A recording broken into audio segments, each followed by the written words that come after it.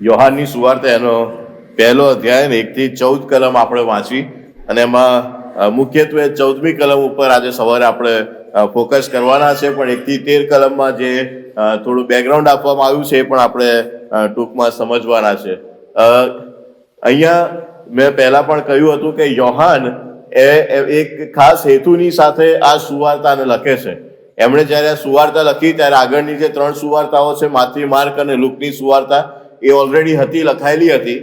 પણ ઘણા વર્ષો પછી અને યોહાન એમના જીવનના છેલ્લા સમયમાં વૃદ્ધાવસ્થાની અંદર આ સુવાર્તાને લખે છે.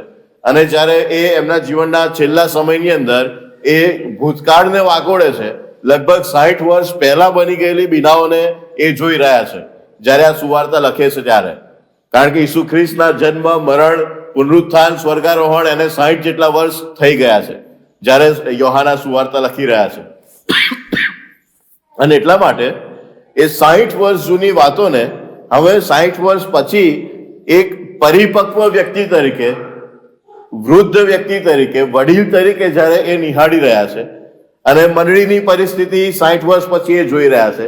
અને આ બંને વસ્તુને સરખાવીને જ્યારે જુએ છે કે 60 વર્ષ પહેલા મેં જે ઈસુને જોયા હતા, નિહાળ્યા હતા, જેમની સાથે હું રહ્યો, જેમની સાથે મારો વ્યવહાર હતો, જેમની સાથે મારી વ્યક્તિગત ઓળખ અને વ્યક્તિગત સંબંધ હતો, એ ઈસુ કંઈક અલગ હતા. અને હવે 60 વર્ષ પછી મંડળી જે ઈસુને ભજી રહી છે એ ઈસુ કંઈક અલગ છે. અને એટલાને માટે મંડળીને યોહાન જે ઈસુને ઓળખે છે એ ઈસુની માહિતી, એ ઈસુની ઓળખ આપવા માટે યોહાન આ સુવાર્તા લખી રહ્યા છે. અને મેં ભૂતકાળમાં થોડી વધારે વિસ્તૃતમાં સમજાવ્યું હતું. હવે જ્યારે યોહાન મંડળીને એમના ઈસુની ઓળખ આપી રહ્યા છે, જે ઈસુની સાથે એમનો સંબંધ છે, ત્યારે મંડળીની અંદર જે ખોટા શિક્ષણો છે, જે દુર્મતો છે, ઈસુના સંબંધી જે ખોટી બધી બાબતો ફેલાવવામાં આવી રહી છે, ઈસુના સંબંધી અલગ અલગ ખોટા શિક્ષણો ફેલાવવામાં આવી રહ્યા છે, એ બધી બાબતો અને એ બધી બાબતો દ્વારા મંડળી એ કેવી રીતે ભલે ખ્રિસ્તના નામે અને ખ્રિસ્તીઓ તરીકે ઓળખાય છે પણ એમને ખ્રિસ્તની સાથે કોઈ લેવા દેવા નથી, એ બધી બાબતોને એકઠી કરીને પોતાના હૃદયમાં રાખીને હવે યોહાન એ મંડળીને ઈસુની ઓળખ આપી રહ્યા છે કે ઈસુ ખરેખર કોણ છે, એ ક્યાંથી આવ્યા, કેવી રીતે આવ્યા અને શા માટે આવ્યા. અને તમે એ ઈસુને સાચા અર્થમાં ઓળખો ને સાચી રીતે ભજી શકો. અને એટલાને માટે યોહાન એમની સુવાર્તાની શરૂઆત એ ઈસુ ખ્રિસ્તના જન્મથી, જેમ માથીની સુવાર્તામાં છે અને લુકની સુવાર્તામાં પણ છે કે આવી રીતે દૂતે યુસફને દર્શન દીધું ને મરિયમને દર્શન દીધું ને બધી વાતચીત થઈને ઈસુનો જન્મ થયો ને ગભાણમાં થયો ને બધી બાબતો, એ બધી બાબતો યોહાન એમની સુવાર્તાની શરૂઆતમાં નથી લખતા. એ એનાથી બહુ જ આગળથી એમની સુવાર્તામાં લખવાની શરૂઆત કરે છે. અને એમનો જે દ્રષ્ટિકોણ છે એ કેટલે દૂર સુધી જાય છે. પહેલી કલમથી આગળ લખ્યું છે, આદિ એ શબ્દ હતો અને શબ્દ દેવની સંગાથે હતો અને એ શબ્દ દેવ હતો અને એ જ આદિ એ દેવની સંગાથે હતો. તેનાથી સગળું ઉત્પન્ન થયું, એટલે જે કંઈ થયું છે તે તેના વિના ઉત્પન્ન થયું નહીં.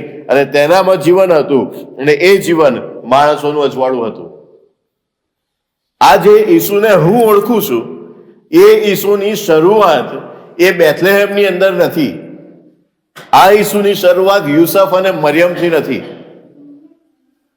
હું જે ઈસુને ઓળખું છું એ તો શરૂઆતથી છે. એ ઈસુ છે, એમના દ્વારા બધું ઉત્પન્ન થયું છે, એમના વિના કશું ઉત્પન્ન થયું નથી.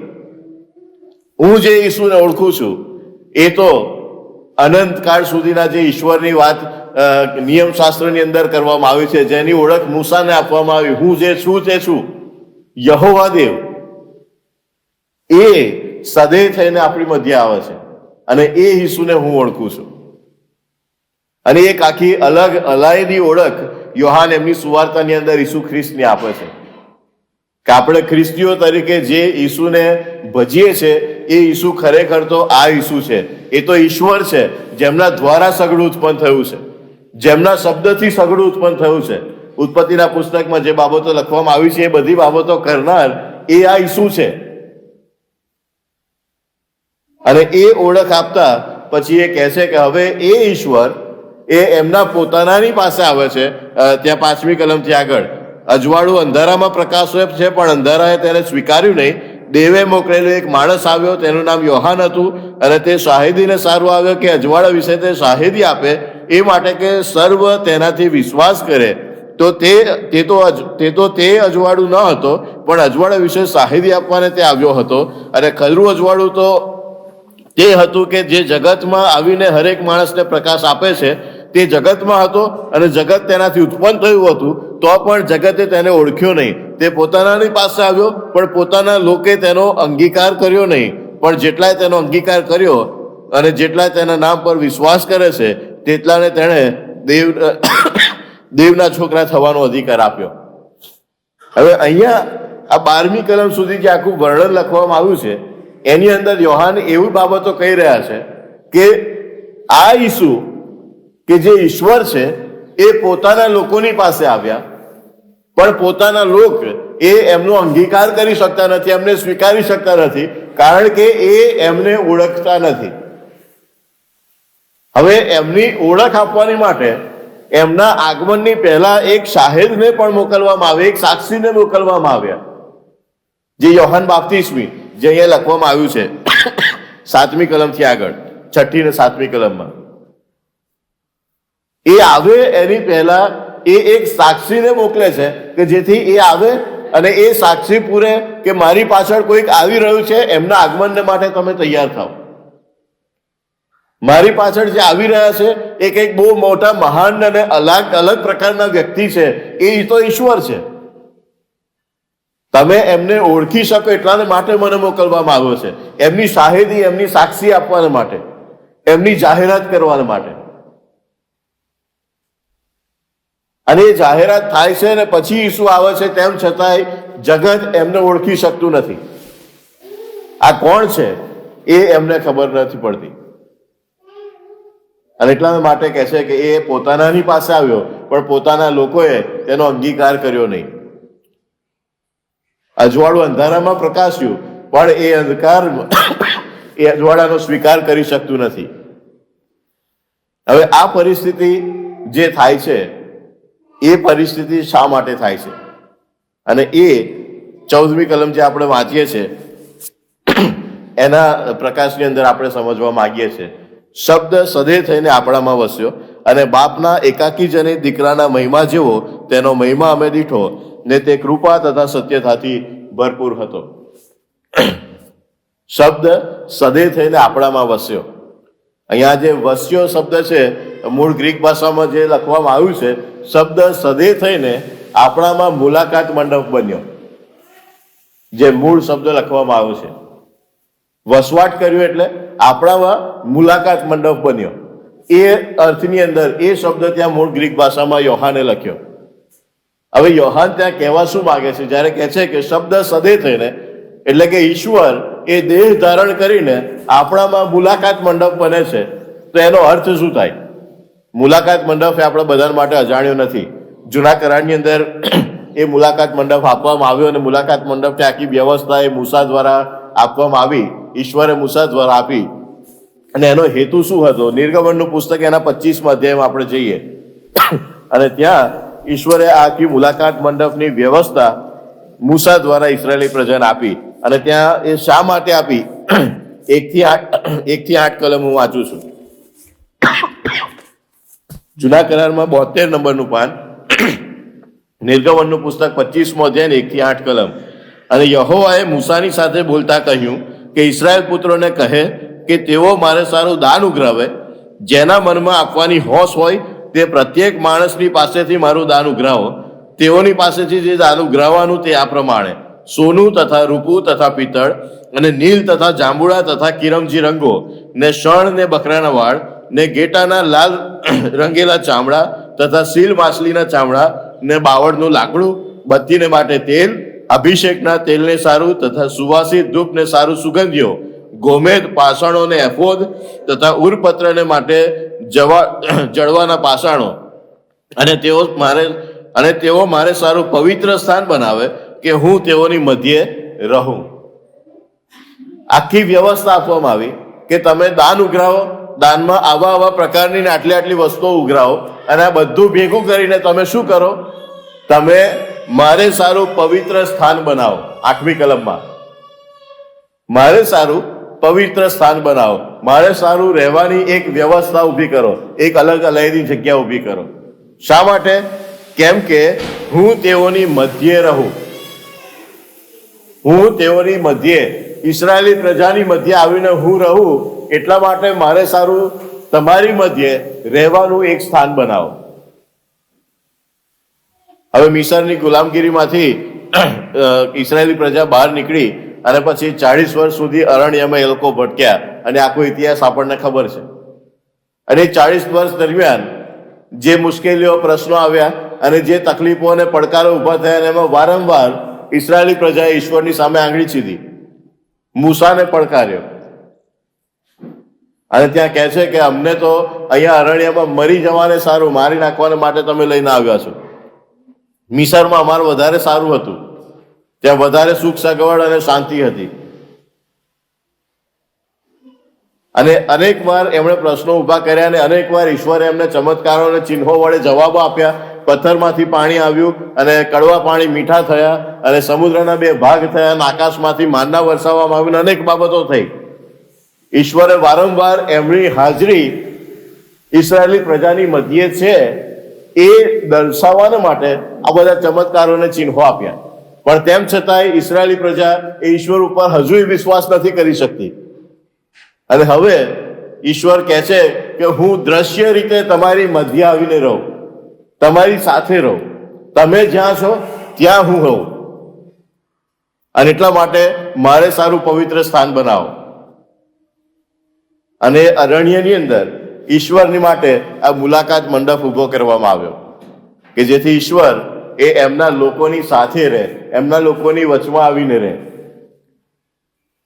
આપણો ઈશ્વર એ કોઈ એવો ઈશ્વર નથી કે જે આપણાથી દૂર આકાશમાં કોઈ જગ્યાએ રહે છે અને આપણે એમની સાથે પહોંચી નથી શકતા અને એ અલગ છે, અને એવા પ્રકારની કોઈ બાબતો આપણે જોતા નથી. બાઇબલનો ઈશ્વર, આપણો પ્રભુ, એ આપણી મધ્ય આવીને આપણી વચમાં, આપણી પાસે રહેનાર ઈશ્વર છે. આપણે જ્યાં છે ત્યાં રહેનાર ઈશ્વર છે. આપણી પરિસ્થિતિઓ, આપણા પડકારો, આપણી મુશ્કેલીઓ, એ બધાની અંદર સહભાગી બનનાર ઈશ્વર છે. મારા લોકો અરણ્યમાં છે અને ત્યાં મારા માટે મહેલ બાંધો, એવું ઈશ્વર નથી કહેતા. હું પણ તમારી મધ્યે આવીને રહીશ. અરણ્યમાં તમે તંબુમાં રહો છો, હું પણ તમારી મધ્યે તંબુમાં રહીશ. હું કોઈ અલગ રીતે ઈશ્વર છું ને મારું ઈશ્વર તરીકે અલગ સ્થાન હોવું જોઈએ, એવી વાત ઈશ્વર નથી કહેતા. ચોક્કસ એમની ગરિમા, એમની પવિત્રતા, એમનો મહિમા, એમનો આદર, એ બધી બાબતો છે અને એ જળવાવી જોઈએ. પણ ઈશ્વર એમની મધ્ય આવીને, એમની વચમાં આવીને, એમની પરિસ્થિતિમાં એમની સાથે રહે છે. હવે આ જે બાબત છે, ઈશ્વર મુલાકાત મંડપની અંદર એમની હાજરી ઉતરે છે. મુલાકાત મંડપ બન્યા પછી એ બધી બાબતોનું વર્ણન આગળ કર્યું છે નિર્ગમન 25માં. આગળ તમે પછી આખો અધ્યાય ને બધી બાબતો વાંચજો. પછી કેવી રીતે મુલાકાત મંડપ બન્યો, કેવી રીતે એનો અભિષેક કરવામાં આવ્યો, અને કેવી રીતે ઈશ્વરની હાજરી, ઈશ્વરનું ગૌરવ ત્યાં ઉતરી આવ્યું, એ બધી બાબતોનું વર્ણન આગળ છે. અને ત્યાર પછી ઈશ્વર એ ઇસરાયેલી પ્રજાની સાથે એ 40 વર્ષની મુસાફરીમાં અરણ્યમાં એ મુલાકાત મંડપ એમની સાથે ફરે છે. જ્યાં જ્યાં એ લોકો જાય ત્યાં એમના તંબુ બાંધે, એમના મંડપ બાંધે, અને એની સાથે ઈશ્વરનો મંડપ પણ બાંધવામાં આવે, મુલાકાત મંડપ પણ ત્યાં ઉભો કરવામાં આવે. અને હવે ઇસરાયેલની અંદર એક એ લોકો આવ્યા છે. શાઉલને રાજા બનાવવામાં આવે છે, એના પછી દાઉદ રાજા બને છે. અને દાઉદની ઈચ્છા છે કે હવે ઈશ્વરને માટે મંદિર બાંધવામાં આવે. દાઉદ નથી બાંધી શકતા, ઈશ્વર ના પાડે છે કે તું નહીં બાંધી શકે, તારો દીકરો બાંધશે. અને સુલેમાનના સમયમાં એ યરૂશાલેમનું મંદિર ઊભું કરવામાં આવે છે. અને એટલે હવે મુલાકાત મંડપની જગ્યા એ મંદિર લે છે. અને પછી એ મંદિરમાં એનું અર્પણ કરવામાં આવે છે, અભિષેક કરવામાં આવે છે, ત્યાં ઈશ્વરનું ગૌરવ ઉતરી આવે છે. અને આખું વર્ણન પછી ત્યાં કરવામાં આવ્યું છે. અને હવે ઈસુ ખ્રિસ્તના જન્મ સુધી આ મંદિર ઊભું છે. વચ્ચે બાબેલનો બંદીવાસ આવ્યો, મંદિર પાડી નાખવામાં આવ્યું, પણ ફરીથી એ બંદીવાસ પછી 70 વર્ષ પછી ઇસરાયેલી પ્રજા ફરી યરૂશાલેમમાં આવે છે. અને જરુબાબેલની આગેવાની ને એઝરા અને નહેમ્યા, એ બંને સેવકોની આગેવાનીની અંદર એ બધું ફરીથી બાંધવામાં, ઊભું કરવામાં આવે છે. નવું મંદિર ઊભું થાય છે. જૂના મંદિર જેટલું ભવ્ય નહોતું, પણ એ લોકો કરી શકે એ પ્રમાણે એ મંદિર એમણે બાંધ્યું. અને ઈસુ ખ્રિસ્તના સમય સુધી એ મંદિર ચાલ્યું. અને ઈસુ ખ્રિસ્તના સમયગાળાની અંદર હેરોદ રાજાએ એ મંદિરનું ફરી વિસ્તાર વધારવા માટે અને વધારે ભવ્ય બનાવવા માટે બધા કામકાજ કર્યા કે જેથી યહૂદી લોકોની મધ્યે એ લોકપ્રિય થઈ શકે. અને આ બધી બાબતો બની. એ બધી જ બાબતોમાં ઈશ્વર એ દ્રશ્ય રીતે એક ઇમારતની અંદર અથવા તો એક મુલાકાત મંડપની અંદર એમની વચ્ચે રહી રહ્યા છે. એમની હાજરી ત્યાં જોઈએ છે. અને હવે યોહાન એવું કહે છે કે શબ્દ સદે થઈને આપણામાં મુલાકાત મંડપ બન્યો. હવે ઇમારત એ દેવનું ઘર કે જેમાં આપણે જઈએ ને ઈશ્વરને મળીએ. હવે કોઈ મુલાકાત મંડપ એટલે કોઈ તંબુ, કોઈ મંડપ કે જે ઈશ્વરનું ઘર હોય ને એમાં જઈને આપણે ઈશ્વરને મળીએ, એમને અર્પણો ચડાવીએ, એવી પ્રથા બંધ થાય છે. અને યોહાન અહીંયા એક નવી બાબત રજૂ કરે છે. હવે કોઈ ઇમારત નથી, હવે કોઈ મંડપ નથી, હવે ઈશ્વર પોતે તમારી મધ્યે મુલાકાત મંડપના સ્વરૂપમાં ઈસુ ખ્રિસ્તના સ્વરૂપમાં આવે છે કે જેથી ઈસુ ખ્રિસ્તમાં તમને ઈશ્વરની મુલાકાત થાય, ઈસુ ખ્રિસ્તમાં તમને ઈશ્વરનો ભેટો થાય, ઈસુ ખ્રિસ્ત દ્વારા તમારી બાપની સાથે સંગત થાય. હવે આ જે આખું ચિત્ર આપણે જોઈએ છે એ આપણને એદનવાડીથી નવી ઉત્પત્તિ સુધીનું આખું વર્ણન ત્યાં બતાવે છે. એદનવાડીની અંદર આદમ અને હવાને ઈશ્વરે બનાવ્યા, એમના સ્વરૂપ અને પ્રતિમા પ્રમાણે બનાવ્યા. ત્યાં કોઈ મુલાકાત મંડપની કે કોઈ મંદિરની જરૂર નથી. શા માટે? કારણ કે ઈશ્વરે માણસને એમનું સ્વરૂપ અને એમની પ્રતિમા આપી હતી. માણસને અધિકાર આપ્યો હતો કે ઈશ્વર વતી માણસ એ અમલ ચલાવે. એટલે માણસ, ઈશ્વરના હાથે સર્જેલું એ માણસ એ જ આકાશ અને પૃથ્વીની વચ્ચે મધ્યસ્થ હતું. જ્યાં આકાશ અને પૃથ્વી ભેગા થતા હતા. માણસ પોતે મંદિર હતું કે જેમાં ઈશ્વરનો વાસો હતો, જેમાં ઈશ્વરનું સ્વરૂપ અને ઈશ્વરની પ્રતિમા હતી, જેમાં ઈશ્વરની હાજરી હતી. પણ પાપને કારણે માણસ એ આ મંદિરનો દરજ્જો ગુમાવી બેસે છે. હવે એ ઈશ્વરનું સ્વરૂપ, ઈશ્વરની પ્રતિમા એ ખરડાયેલી જોઈએ છે.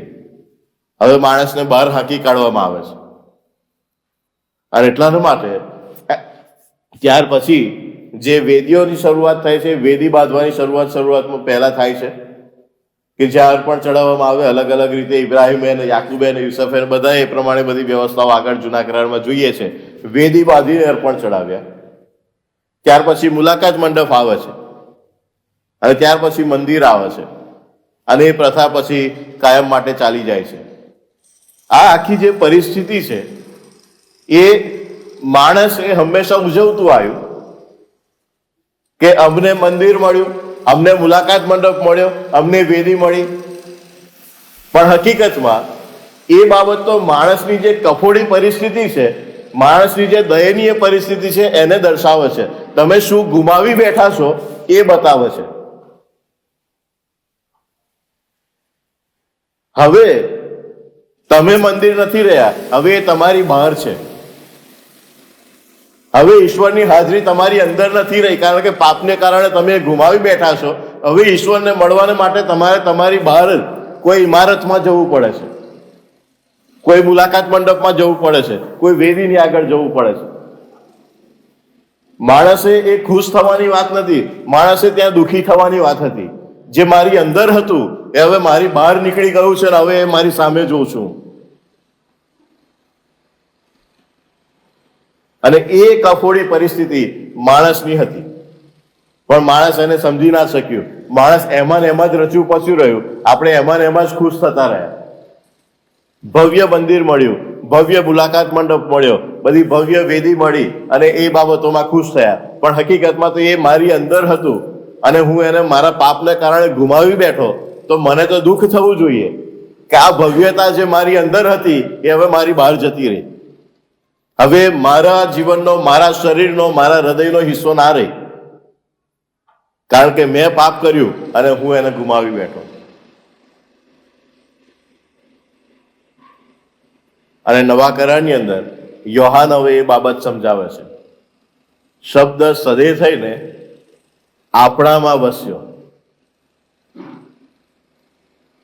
જે આપણામાં હતું ને આપણે ગુમાવી બેઠા પાપને કારણે, એ હવે ફરીથી આપણામાં વસવાને માટે પાછા આવે છે, કે જેથી હવે એ ખ્રિસ્તમાં આપણે ફરીથી એ બાપની સાથેના સીધા સંબંધમાં જોડાઈએ. હવે આપણી અને ઈશ્વરની વચ્ચે મંદિર ઉભેલું નહીં હોય. હવે આપણી ને ઈશ્વરની વચ્ચે પરમ પવિત્ર સ્થાનનો પડદો નહીં હોય. હવે આપણે ઈશ્વરની સાથે સીધી સંગતમાં, ઈશ્વર આપણામાં અને આપણે ઈશ્વરમાં. શબ્દ સદે થઈને આપણામાં મુલાકાત મંડપ બને છે. અને જ્યારે એ જોડાણ થાય છે ત્યારે એદનવાડીની જે પરિસ્થિતિ હતી એ પાછી આવીને ઊભી રહે છે. એટલાને માટે જ ઈસુ ખ્રિસ્તે આ શાસ્ત્રીઓને, ફરોશીઓને, યાજકોને એ પડકાર આપ્યો કે આ મંદિરને તમે પાડી નાખો અને 3 દિવસમાં હું પાછું એને ઊભું કરીશ. એ બીજા મંદિરની વાત કરી રહ્યા હતા, એમના પોતાના વિશે વાત કરી રહ્યા હતા. અને 3 દિવસમાં પાછા ઊભા થાય છે. અને હવે એ આપણો વિસામો, એ આપણું વિશ્રામ સ્થાન, એ આપણું આશ્રય સ્થાન બને છે.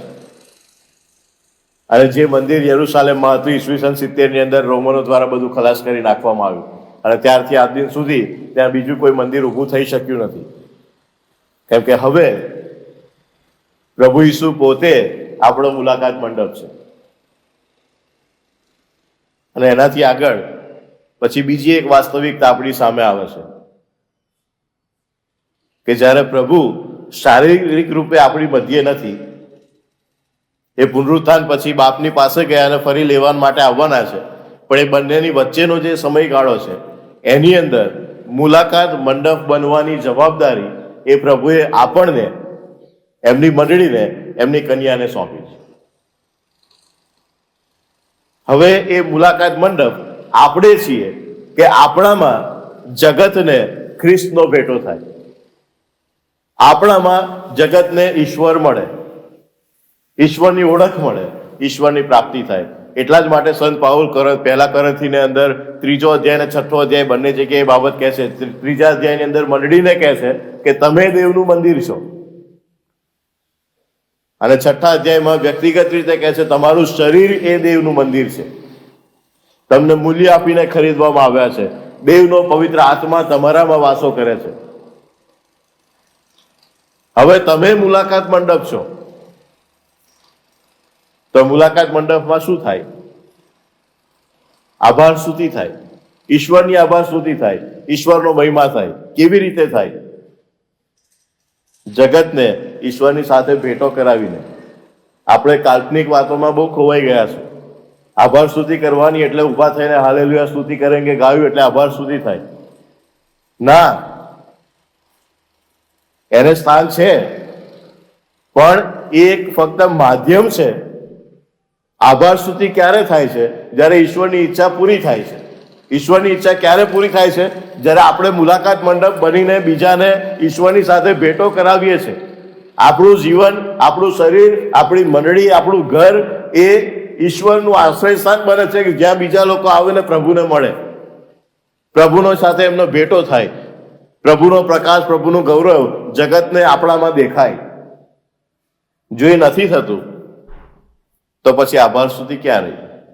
ખાલી શબ્દો એ કશા કામના નથી. ખાલી શબ્દો એ વ્યર્થ છે. અને એવો ખાલીપો મુલાકાત મંડપ કદી ના હોઈ શકે. ત્યાં હું ઈશ્વરનો મુલાકાત મંડપ છું એની સભાનતા મને હોય, હું ઈશ્વરનો મુલાકાત મંડપ છું એની સભાનતા મને હોય, તો એ જીવન અલગ પ્રકારનું હોય. ત્યાં હંમેશા હું સજાગ રહું કે મારા દ્વારા ઈશ્વર પ્રગટ થાય છે કે નહીં. ત્યાં હંમેશા એ બાબત પ્રત્યે હું સાવચેત હોઉં કે જગત, મારા પડોશી, મારા આસપાસના લોક જેમને હું મળી રહ્યો છું કે મળી રહી છું, એ મારામાં ઈશ્વરની પવિત્ર હાજરીને જુએ છે કે નહીં. મારા દ્વારા લોકોને ઈશ્વરનો ભેટો થાય છે કે નહીં. કેમ કે મુલાકાત મંડપનો કે મંદિરનો હેતુ તો છેવટે એ જ હતો. એદનવાડીમાં જ્યારે માણસે પોતે મંદિર સમાન હતું કે જેમાં ઈશ્વરની પવિત્ર હાજરી, ઈશ્વરનું સ્વરૂપ અને પ્રતિમા હતી, ત્યારે એનો હેતુ તો એ જ હતો. ઈશ્વર અને એમના સર્જનની વચ્ચે એક માધ્યમ જે બંનેને એકઠા કરે છે, જોડે છે, એ બંનેને જોડતી કડી. અત્યારે એ કડી શું આપણે છીએ? આપણે જગતને અને ઈશ્વરને જોડતી કડી છીએ કે પછી આપણને જોઈને જગતને ઠોકર વાગે છે કે ખ્રિસ્તીઓ આવા છે તો ખ્રિસ્ત કેવા હશે?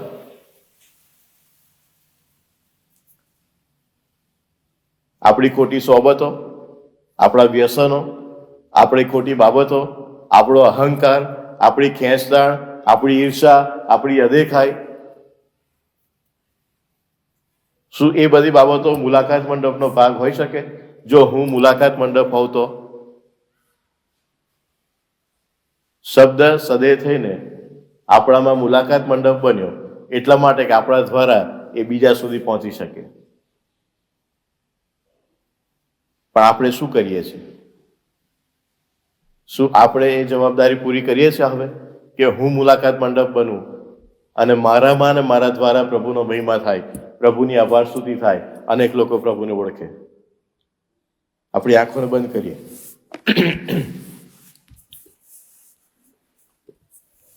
અને આપણે પોતે પ્રશ્ન કરીએ, શું ખાલી શબ્દોથી હાલેલુયા હાલેલુયા બોલી લીધું, હાલેલુયા સ્તુતિ કરેંગે ગાઈ લીધું એટલે પ્રભુની આભાર સ્તુતિ થઈ ગઈ?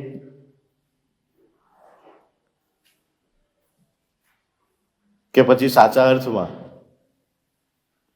જેમ ખ્રિસ્ત મારા માટે મુલાકાત મંડપ બન્યા એમ હું બીજાના માટે મુલાકાત મંડપ બનું અને અનેક લોકોને મારા દ્વારા ઈશ્વર સાથે ભેટો થાય તો ઈશ્વરની આભાર સ્તુતિ થાય?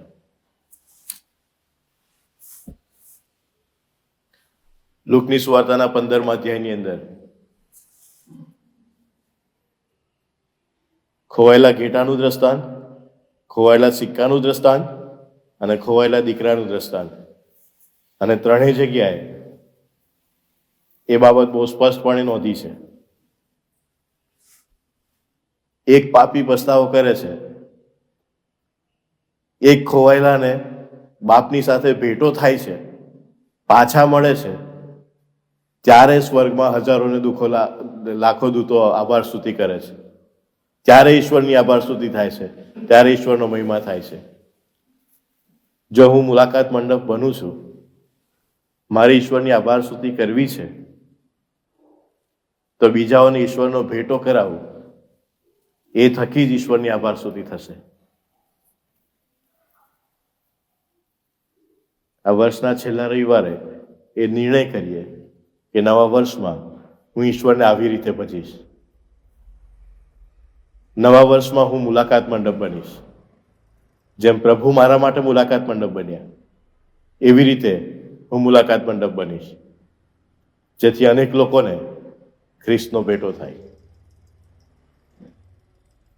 વાલા દેવ, તમે અમને એવી કૃપા આપજો કે નવા વર્ષમાં અમે આવી રીતે મુલાકાત મંડપ બનીને અનેક લોકોને માટે આશીર્વાદનું કારણ બની શકીએ અને એવી રીતે તમારી આભાર સ્તુતિ કરી શકીએ. પ્રભુ ઈસુમાં મારી પ્રાર્થના સાંભળી માન્ય કરો. આમેન.